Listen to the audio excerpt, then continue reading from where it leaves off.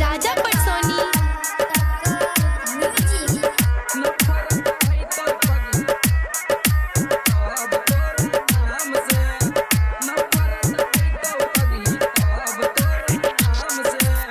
मन नहीं के लगते हमरा जेबही जय दिन गाम से, मन नहीं के लगते हमरा जेबही जय दिन गाम से। नफरत हैते पगली तब तोरा नाम से, नफरत हैते पगली तब तोरा नाम से।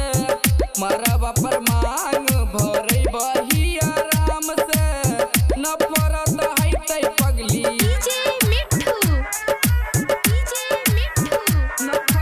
राजा पटसोनी।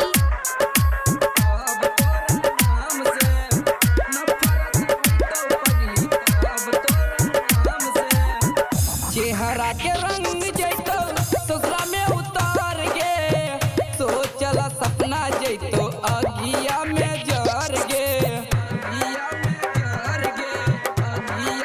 हे गई। चेहरा के रंग जैतो ससुरा में उतार गे, सोचल सपना जैतो अगिया में जर गे। देबही ते धोखा मतलब रखबो अपना काम से, देबही ते धोखा मतलब रखबो अपना काम से। नफरत हैते पगली तब तोरा नाम से, मारा बापर मांग भरे बही आराम से। नफरत हैतो पगली तब तोरा नाम से।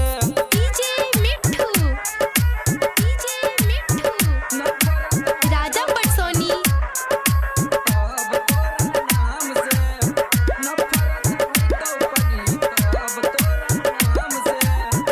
अखिए के लोर तोहर अखिए में सुखत, याद तो हमर खाली कुछो न पूरई तो, कुछो न पूरई तो, कुछो न पूरई गई।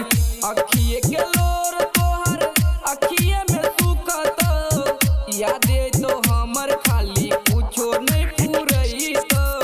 सोशिल रोनित मिथिलेश डरो बदनाम से, सोशिल मिथिलेश रोनित डरो बदनाम से। नफरत हैते पगली तब तो